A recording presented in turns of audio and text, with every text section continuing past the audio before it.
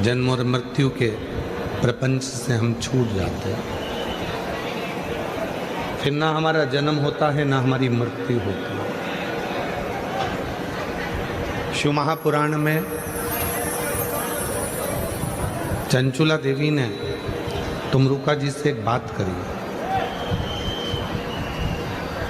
कि मेरा पति प्रेत योनि में पड़ा हुआ है और मेरा पति जो प्रेत योनि में पड़ा हुआ है उस प्रेत योनि से मुक्ति कैसे प्राप्त हो सकती है, किस तरह से प्राप्त हो सकती है। तुमरुका जी ने कहा केवल मुक्ति का एक साधन है। हम बार बार आप लोगों से कहते हैं कि शिव जी के मंदिर में जाओ तो शंकर जी को जल चढ़ाकर उस जल का आचमन करो। 3 ताप मनुष्य के समाप्त हो जाते हैं, कायिक, वाचिक और मानसिक। और केवल ये सीहोर वाला बाबा नहीं कह रहा है, आप गीता प्रेस गोरखपुर की शिव महापुराण लेकर आइए और शिव महापुराण की विद्येश्वर संहिता के अंतर्गत इसको पढ़िए। आपको मिलेगा कि शिव जी पे जल चढ़ाकर उस जल का आचमन करने पर कायिक, वाचिक और मानसिक ये 3, हमने मन से कोई पाप किया हो, वाणी से अगर कोई पाप किया हो, शरीर के द्वारा कोई पाप किया हो, तो शिव पुराण कहती है कि ये 3 पाप केवल शिव जी पे चढ़े हुए जल को पीने से ही समाप्त हो जाते हैं। भगवान शंकर पे चढ़े हुए जल का आचमन करने से समाप्त हो जाते हैं। दूसरा प्रसंग, चंचुला देवी कह रही हैं तुमरुका जी से कि तुमरुका जी, एक नारी का जो जीवन होता है वो बड़ा संघर्ष का जीवन होता है। एक नारी जो अपने जीवन को जीती है वो पूर्ण संघर्ष के साथ जीती है। बचपन उसका माता पिता के अधीन रहता है। जब बचपन निकलता है किसी स्त्री का, किसी नारी का, किसी लड़की का, तो वो माँ बाप के अधीन होती है।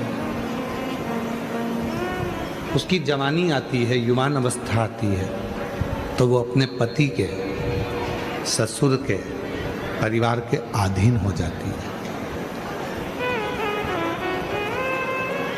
और तीसरा नंबर, जब उसका वृद्धावस्था आती है, जब उसका बुढ़ापा आता है, तो वो अपने बच्चों के अधीन हो जाती है।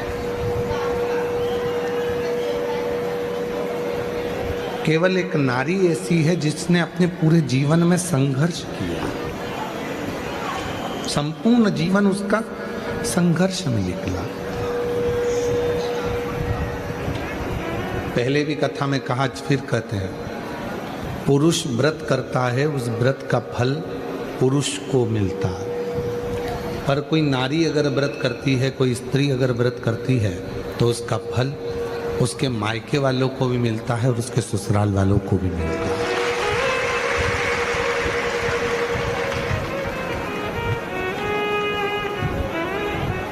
एक पशुपति व्रत का उपास, पशुपति व्रत आप लोग करते हैं।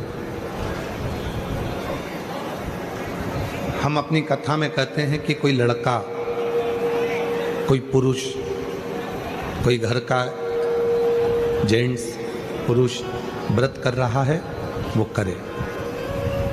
कोई कामना से कर रहा है, करे। माताएं अगर व्रत कर रही हैं तो उनका जो पुण्य है वो व्रत करेगी, पर उसका पुण्य थोड़ा सा मायके में भी जाएगा, थोड़ा ससुराल में भी।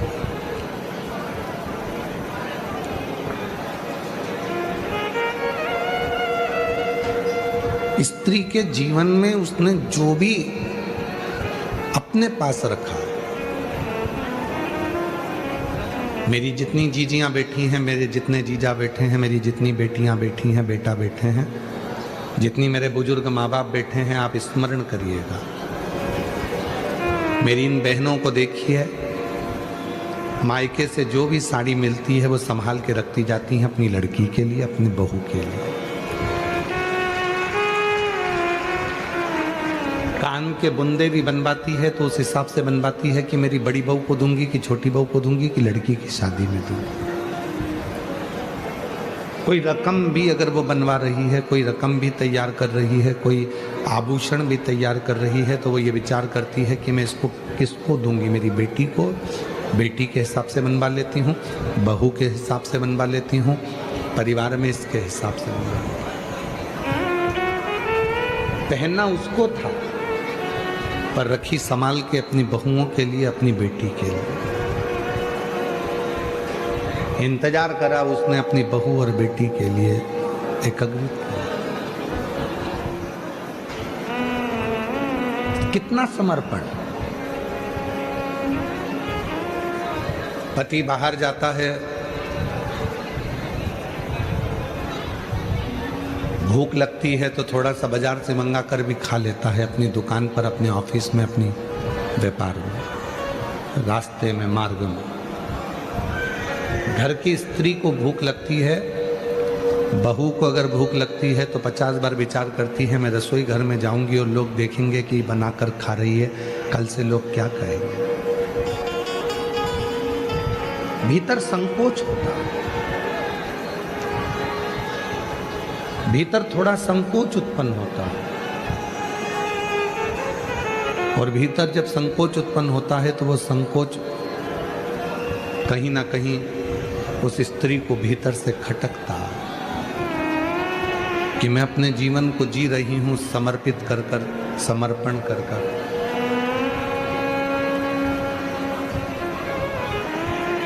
जो मानव की देह मिली है, जो मनुष्य का शरीर मिला है, इसको पूरा समर्पित कर कर जी रहे हैं। और केवल इसी प्रसंग पर नहीं, शिव महापुराण के माँ जगत जननी जगदम्बा अम्बा के प्रसंग पर चलिए।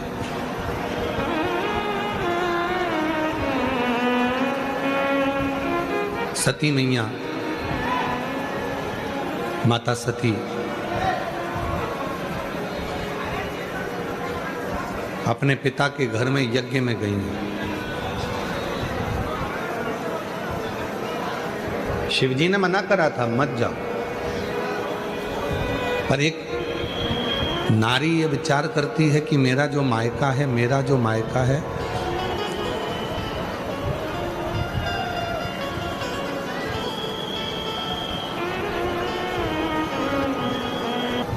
मेरा जो मायका है वो मेरा अपना घर है। प्रत्येक स्त्री के मन में ये भाव रहता है, इसलिए वो मायके की थोड़ी धमक, मायके का थोड़ा सा बल वो दिखाती रहती है। सती मैया को शिवजी ने समझाया था, माता सती को भगवान शंकर ने समझाया था कि तुम मत जाओ, पर सती माता मानी नहीं। मेरा मायका है मेरे पिताजी, मेरी बहन, मेरी माँ, मेरा भाई, मेरा परिवार मुझे बहुत प्रेम करता है। ठीक है, प्रत्येक स्त्री के मन में यह भाव रहता है कि मेरा मायका मुझे बहुत प्रेम करता है, पर शिव महापुराण ये दिखाना चाहती है कि सती कामदेव की पत्नी रति आई तो उसका सम्मान हुआ, चंद्रदेव की 27 पत्नी आई, रोहिणी आई, आदि आई तो उनका सम्मान हुआ। दक्ष प्रजापति की 60 कन्याएं इकट्ठी हुई यज्ञ में, सबका सम्मान हुआ क्योंकि सब अच्छे घर में दी हुई थी। शिवजी दिखाना चाहते थे कि सती उस यज्ञ में तेरा सम्मान नहीं होगा क्योंकि तेरा पति वो कैलाश पर निवास करता है, शमशान में निवास करता है, और कैलाश पर निवास करता है, शमशान में निवास करता है, इसलिए हो सकता है कि तुम वहां जाओगी और तुम्हें आदर नहीं मिले, सम्मान नहीं मिले, सत्कार नहीं मिले, हो सकता है। और देख लिया संसार हमने, सब मतलब के यार हमने देख लिया। झूठे नाते झूठे रिश्ते, झूठे नाते झूठे रिश्ते, अरे झूठा है संसार हमने देख लिया। सब मतलब के यार हमने देख लिया। देख लिया संसार हमने देख लिया। सती, तुम्हारी जितनी बहनें यज्ञ में आई हैं सबका सम्मान हो। कामदेव की पत्नी भी रति भी यज्ञ में आई है तो उसका सम्मान होगा, पर सती तुम्हारा सम्मान तुम्हारे पिता के घर में नहीं हो। सती ने अपने पति भगवान देवाधिदेव महादेव से पूछा कि नहीं होने का कारण क्या है। और संपूर्ण जितने भी आस्था चैनल पर कथा सुन रहे हैं, जितने फेसबुक यूट्यूब पर कथा सुन रहे हैं, जितने इस पंडाल में बैठकर भूसावल की भूमि पर कथा श्रवण कर रहे हैं, ध्यान लगाकर सुनना कि शिवजी ने कितनी बड़ी बात कही। सती, कामदेव की पत्नी रति का सम्मान होगा, चंद्र की पत्नी 27 पत्नियों का सम्मान होगा, तुम्हारी 60 बहनों का सम्मान होगा, पर तुम्हारा सम्मान नहीं होगा। क्यों? क्योंकि तुम्हारे पिता को मालूम है सबके घर में धन है, सबके घर में सोने के सिंहासन है, सबके घर में चांदी की थाली है, सबके घर में खूब सुंदर सुंदर महल हैं। केवल तुम एक अकेली हो जिसके पास महल भी नहीं है, सोने की थाली भी नहीं है और सोने के सिंहासन भी नहीं है। दुनिया धन का सम्मान करती है, इंसान का नहीं। दुनिया धन का आदर करती है, दुनिया संपदा का आदर करती है, दुनिया वैभव का आदर करती है। और ध्यान देना, प्रैक्टिकल करके देखना, तुम्हारे अड़ोस में पड़ोस में तुम्हारे रिश्तेदार में कोई बहुत बड़ा ऑफिसर हो, प्रैक्टिकल करके देखना, तुम्हारे अड़ोस में पड़ोस में कोई बहुत बड़ा ऑफिसर हो, जब वो कुर्सी पर रहता है तो लोग सलाम ठोकते हैं, जब वो कुर्सी पर रहता है तो जी सर जी सर जी सर जी सर सब सेवा में लगे रहते हैं। और जैसे ही वो रिटायर होता है तो फिर घर के लोग भी सलाम नहीं ठोकते हैं। उसको क्या लगता था? मेरा सम्मान हो रहा है। उसको क्या लगता था? मेरा मान हो रहा है। पर शिव पुराण कहती है तेरा मान नहीं, तो जिस कुर्सी पर बैठा है उस कुर्सी का मान हो रहा है, उस कुर्सी का सम्मान हो रहा है। कुर्सी से उतरेगा, मान खत्म हो जाएगा। ऐसे कई बड़े बड़े मंत्री संतरी कलंतरी हुए, जब तक कुर्सी पे रहे तो उनके बड़े बड़े पोस्टर लगते, खूब नाम होता, खूब जय जय घोष होती, भैया जी संघर्ष करो हम तुम्हारे साथ हैं। और मालूम पड़ा जब कुर्सी चली गई, पद चले गया, जब कुर्सी और पद चले गया तब भैया जी भूसावल में भी आते तो उनका कोई सम्मान नहीं होता, भैया जी फिर जलगांव में भी आते तो कोई सम्मान नहीं। ये कुर्सी का सम्मान, ये धन का सम्मान, ये तुम्हारे वैभव का सम्मान, ये वैभव का सम्मान, ये धन का सम्मान।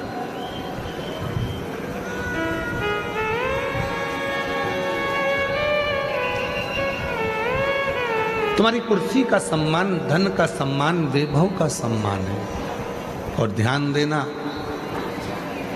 ये वैभव का सम्मान नहीं, शिव पुराण कहती है कि अपना व्यवहार ऐसा बनाना कि कुर्सी और पद चले भी जाए तो तुम्हें लोग हाथ जोड़कर प्रणाम करते हैं, नमन। हिम्मत बुरे कर्म कर वरना पछताएगा, भगवान की आंखों से बच नहीं पाएगा, तू बच नहीं पाएगा। अरे ओ अज्ञानी मत करना दानी, अरे ओ अज्ञानी मत करना दानी। तेरे कर्म का फल तू ही पाएगा, जैसा किया तूने तेरे आगे आएगा। मत बुरे कर्म कर बंदे, वरना पछताएगा। भगवान की आंखों से तू बच नहीं पाएगा, तू बच नहीं पाएगा। अपना स्वभाव अच्छा बना। कितना सुंदर किसी ने कहा है, शिक्षित वो नहीं है जो ऊंचे कुर्सी पर बैठ गया। किसी ने कहा शिक्षित वो नहीं है जो ऊंची कुर्सी पर बैठ गया, शिक्षित वो नहीं है बहुत बड़े पद पर बैठ गया। शिक्षित वो है जो सत्य को सत्य समझे और असत्य को सत्य समझे और दिल में भाव रखे। शिक्षित वो है जिसमें सत्य बोलने की बल हो, असत्य को नकारने का बल हो और दूसरे के प्रति प्रेम समर्पण का भाव। समर्पण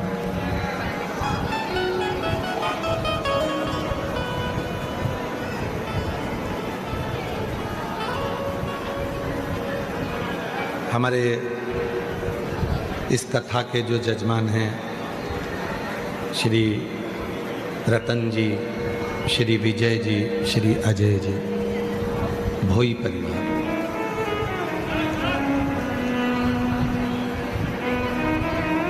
शायद हमारी जिंदगी में पहली कथा होगी जिसको भोई परिवार ने कराई है।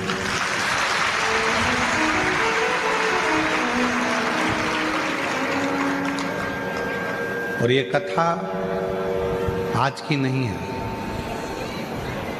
2018 से विजय भाई, अजय भाई, श्री रतन जी, हमको तो मालूम नहीं था। हमको तो कल हमारे सीहोर से फ़ोन आया कि गुरुजी जिनके यहाँ आपकी कथा हो रही है, ये विजय जी, ये रतन जी, ये अजय जी 2018 से गाड़ी भरकर ईंट, जब पहला भट्टा खुलता है इनका ईंट का, तो